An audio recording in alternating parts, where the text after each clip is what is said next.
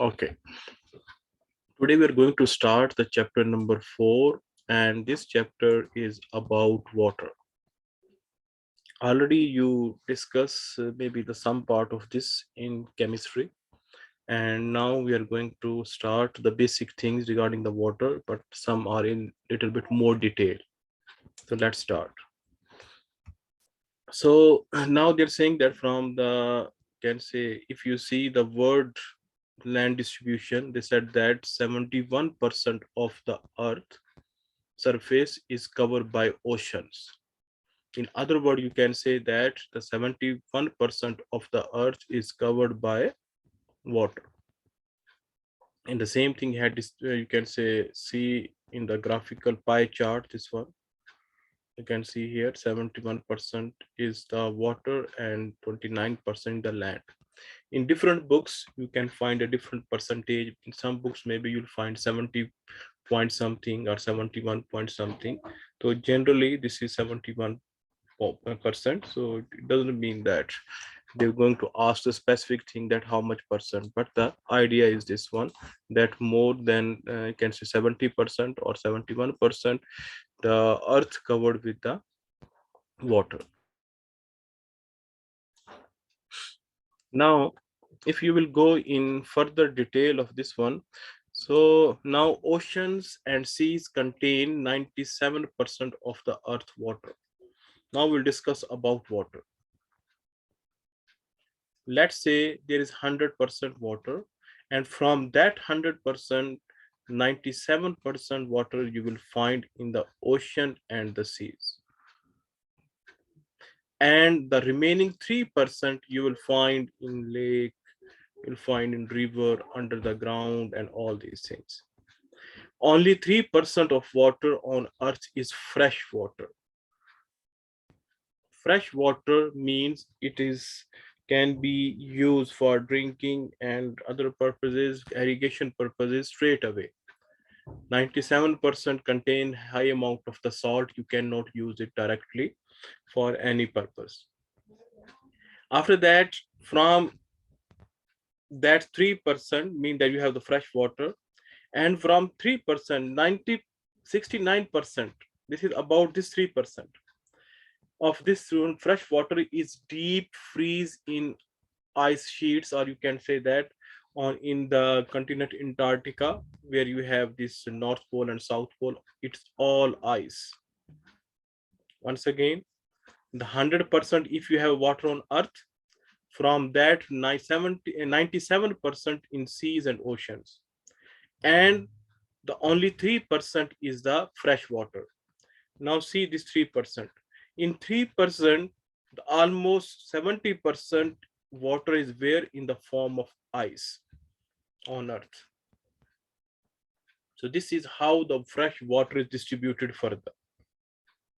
I will show you this graph. From the graph you can understand better. See now.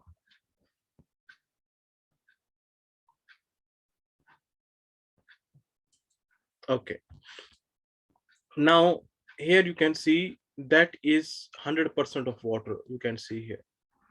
From that, 97 is inside the ocean or the sea. Now only 3% fresh water is left. From that 3%, see 70% you'll find in the form of ice in the North Pole. Ice caps and glaciers, you'll find it. Also, not only the North Pole, only any mountain, you can say range, even in Pakistan, even in Nepal, where you have that Himalayas, all these one. So you have all these percent. So understand now, from 3%, if you further divide it, 70% of 3%, that is in ice, 29% you will find under the ground. Now how much left? 1%, and that 1% is found in the form of lakes, and then soil moisture, then you have water vapors, and then water in living things, and the rivers. So this is the distribution of water on the earth. And then you have fresh water. In the fresh water, how it is divided further, and 1% which easily accessible, that is here. Once again, the 100%, if the earth has 100% water, from that 197% in the oceans, 3% the fresh. If you will divide that 3% again as 100%, so you'll find 70% you'll find in the form of ice and glaciers, 29% under the ground, and the 1% only available above the ground, which is easily accessible. After that, if you divide this 1% into 100%, the 52% you'll find in the lakes, then 38% in the soil as a moisture, then 1% it is found in the like water vapors in the air, and 1% is found as a living thing, and 1% in the river. So this is the water distribution on earth. I hope it's clear. Now it is another way to describe the distribution of water. It is also in a graphical form. You see that 97% is the saline, mean the sea water on the ocean, only 3% is the fresh water. If you will divide that 3%, that almost 68 or 79% ice and glaciers, 30% is the groundwater, and 0.9 or 1% water on the surface. If you see on the surface, you will find 87% in the lakes and 2% in the rivers, and like this. Again, I'm saying that this percentage is doesn't matter if it is changed 1 or 2, because in the exam they are not going to ask specifically that lakes has how much percent and this part, but the major distribution you should know, the sea and the fresh water, and like this.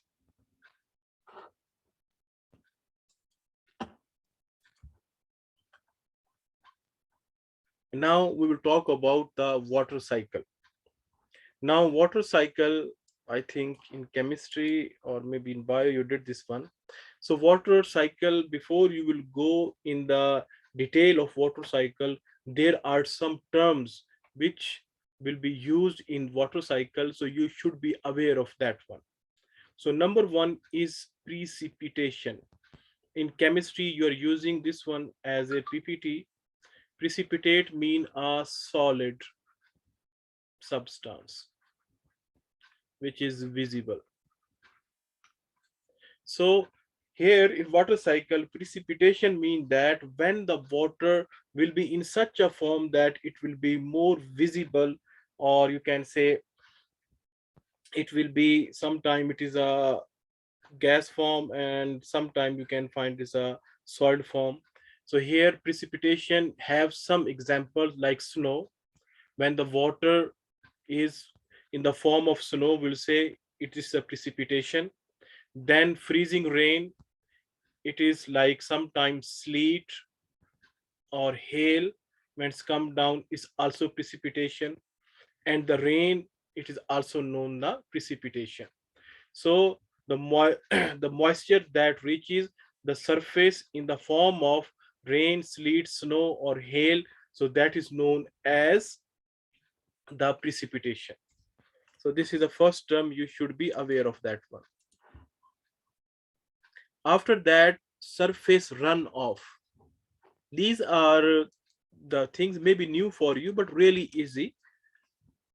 Now let's say you have precipitation, mean in the form of rain, and the water from the mountain going down from a high place, it's coming to the low areas. High places to the, for example, from mountains to down. So that is known as surface runoff. Not only the rain, if you have ice glaciers on the mountain, when they melt and the water comes down, that is also the surface runoff.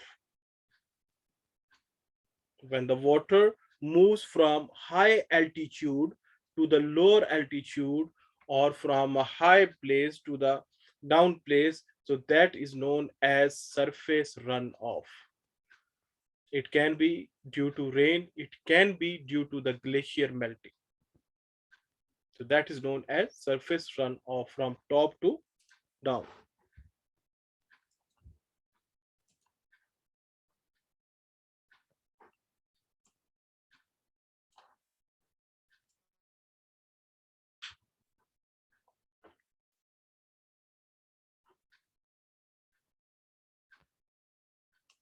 Now, the next one is known as interception.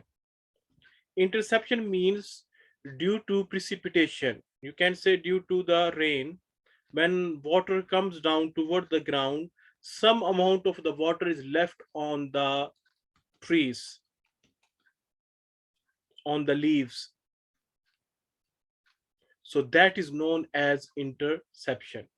Precipitation that does not reach to the surface, earth's surface due to being obstructed by trees and plants. If a rain which cannot reach to the ground due to the tree or any plant which comes in their way, and the raindrops will be on the tree, on the leaves, or if it has some kind of a canopy or some a place where the water can gather, so that is known as interception. Known as interception.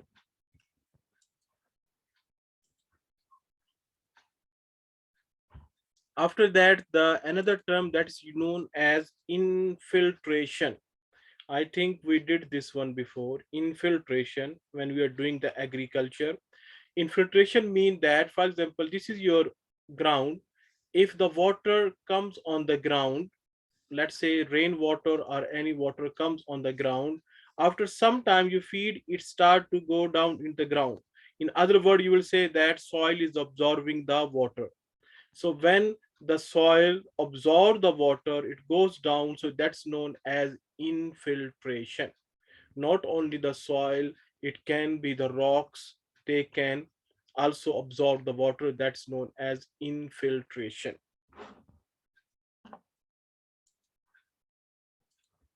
You can see here the water from here is going down, and water goes down, sometime it reaches to the ground water which is under this one. That's known as infiltration.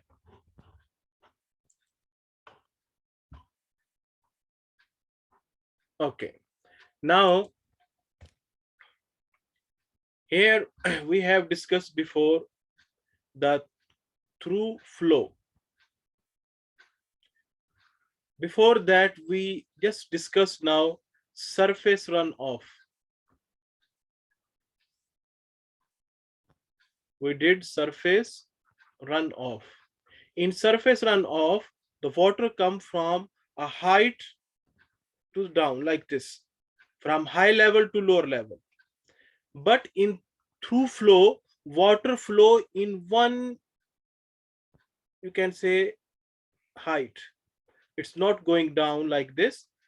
It's going parallel to the earth, parallel to the ground. So that is known as through flow. You can say river, also one of them, or sometime water gathered on the soil coming from one side to going to another side. So that is also known as through flow. The main difference between surface runoff and the through flow: in surface runoff, water come from high place to the lower place, from mountain to down, and here the water flows up to the same level parallel to the ground. So that is the difference between them.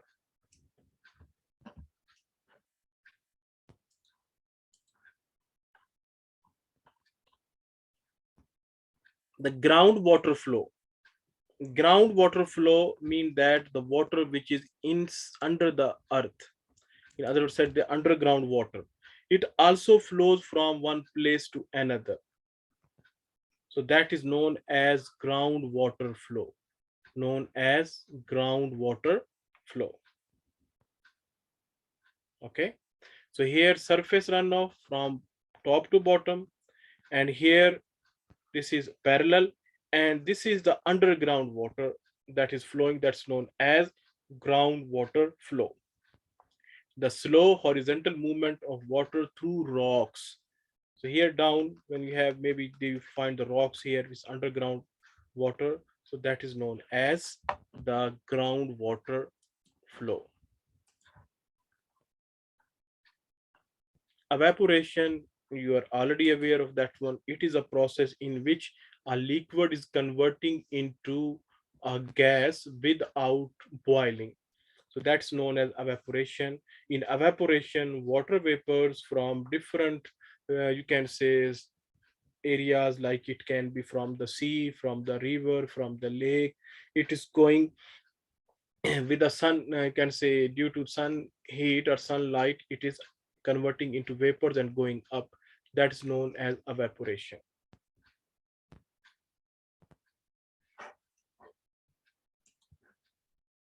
You can see here also the heat energy come from the sun and it's become hot and then it goes up in the form of water vapors. So that process known as evaporation.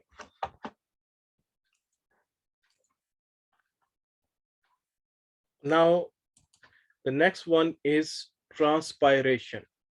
Transpiration, that evaporation, it is also evaporation, but it happens in plants, especially from their leaves. Because when the sunlight fall on these plants, so it also take the water from the leaves in the form of evaporation. So that is known as transpiration. Okay, that is unused water evaporate from the leaf surface. So first of all, from where they absorb, from the roots, and then it going up with the help of stem and then go to the leaves, and the unused or extra water is evaporated by sun, and that is known as transpiration.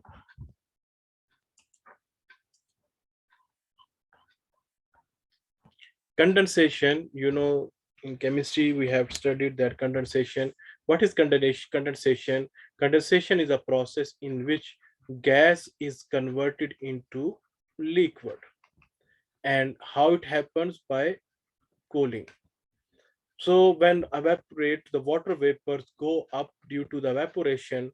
They go on a high place due to the cold weather. They are condensed in the form of clouds. In the form of clouds, and then that clouds can again send the water back to the earth in the form of precipitation. And in condensation, you can observe this one. It's a picture. You can see here the water vapors are going up. They put some ice here, and then because this part is become cold, so the water vapors, they condense again, become water drops and fall back on this one. So that is also explanation of a condensation.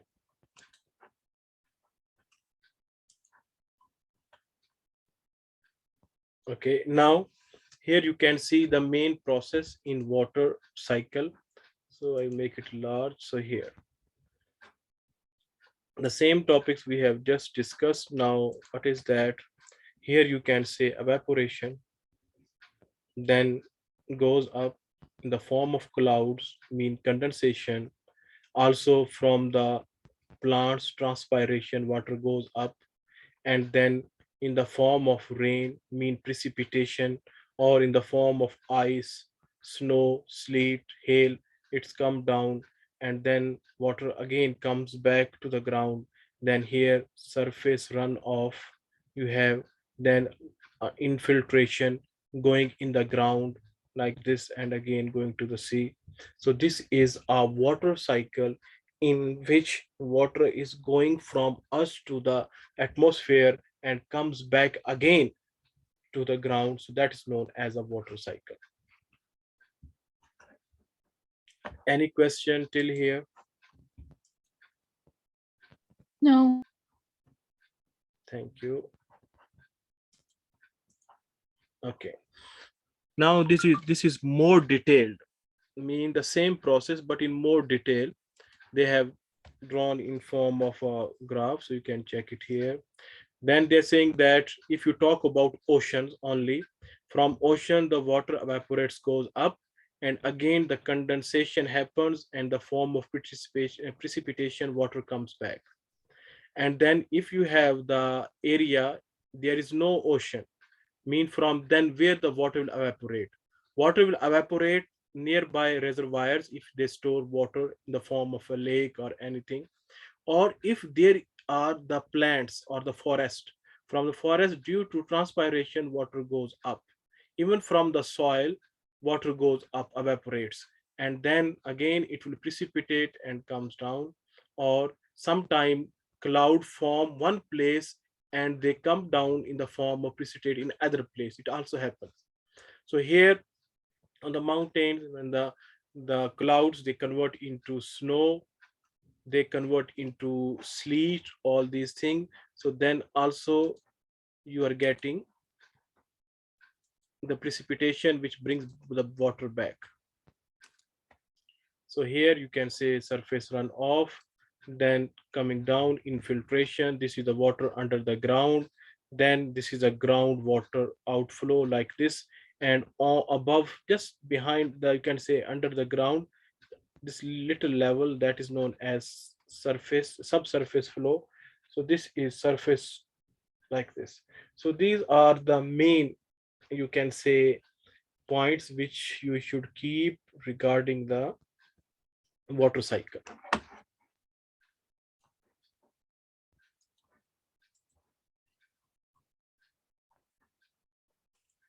Okay, now the next subtopic is why human need water. Now humans need water for three things: the domestic use, industrial use, and for the agricultural use. So we will discuss them one by one. They're saying, first of all, we talk about the domestic needs of water. Now, in the home, 3% of domestic water is used for drinking and cooking. Only 3%. And then you will find this term MEDC. It means more economically developed countries. This stands for more economically developed countries, mean the countries like US, UK, Canada, Japan, like this. They're saying that 50% of domestic water is used for washing and flushing the toilet, and 20% for washing clothes. So these are the main, you can say. Much less domestic water is used for washing, flushing the toilets and laundry in less economical developed countries. Like our countries, you have Pakistan, Sudan, and other India, like this. Now, after that, industrial use. It is used for cooling in production of electricity. Remember that we discussed that the water is converted into steam. That steam goes on a turbine fitted with a generator, and then electricity is produced. It is used also there. In the water is a good solvent. It dissolves a lot of things inside them. So industry is also used as an solvent. So these are two major uses of the water in the industry. After that, you have agriculture needs. We have discussed in the last chapter that the plants, they need water for their growth. So the water is used in agriculture, that is known as irrigation. And in irrigation, you need water for the plants, and also if you are raising some animals, okay, for pastoral farming, so in that you have the animals, and animals need water for drinking, for other purposes for the animals.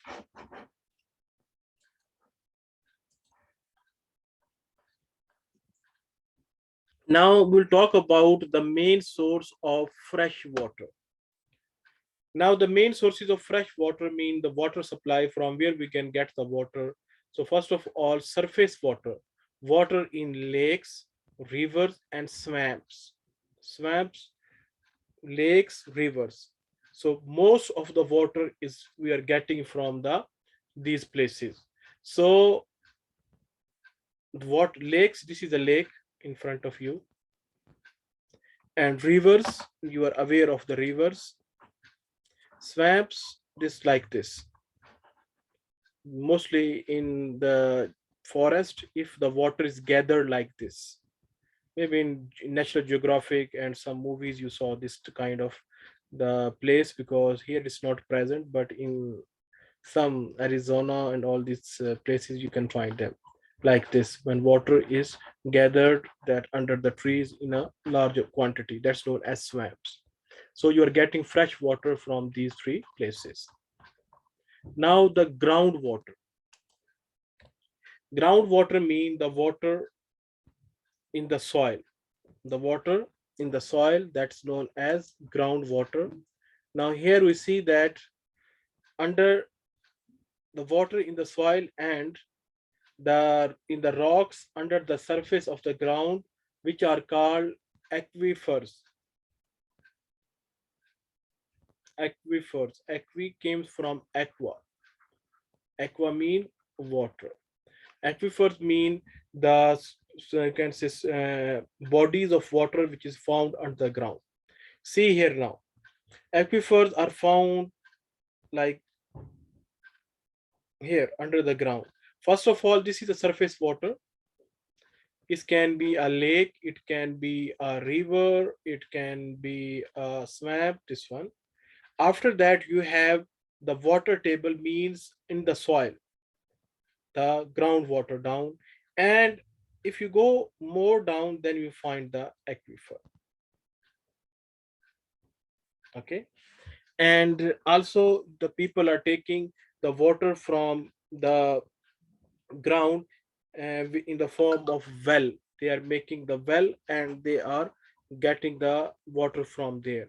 So that is known as groundwater.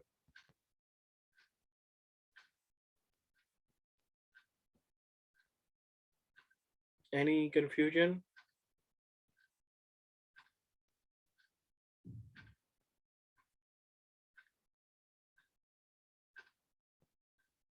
No. Yes, Khalafullah. No, sir. Good.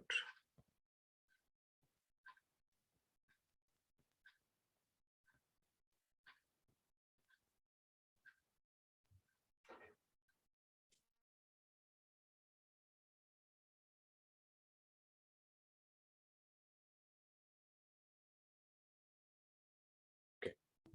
So we will start.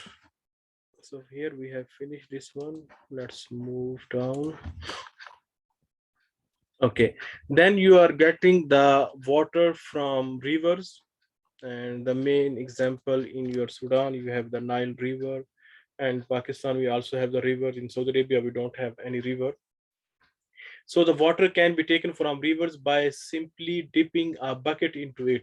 It means that to take a water from a river is very simple. You can take it very easily. And sometimes they are making the reservoir. See here, this is the main river. And from here, they're taking water down and they're storing it. They can also make the canals from it, they can store. So any reservoir which is near the river, that's known as bankside reservoir. Bankside. Okay, bank mean these corners are known as the banks, not the bank with the money, this one.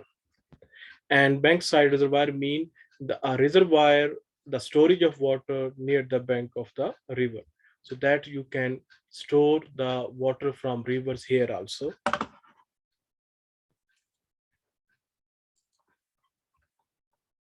Now service reservoir.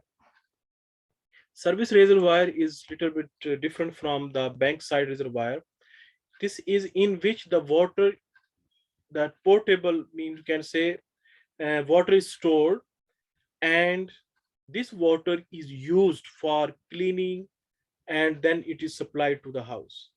Surface reservoirs, again, they are storing the water. Okay, they are bringing it from long sides, maybe from river. Sometime they bring it from the sea, sometime from the lakes, or maybe it is the lake. So what they are doing, they are treating it, they are storing it for the treatment.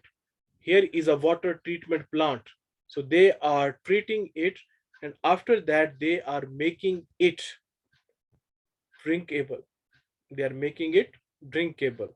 So they sometimes they are used storing as water towers, and sometimes they are known as cisterns. So that I will show you now what's the difference between them. So simply, this is the service reservoir which is used to store the water before the treatment. They after that they treat the water, they clean it, and they supply for the domestic use.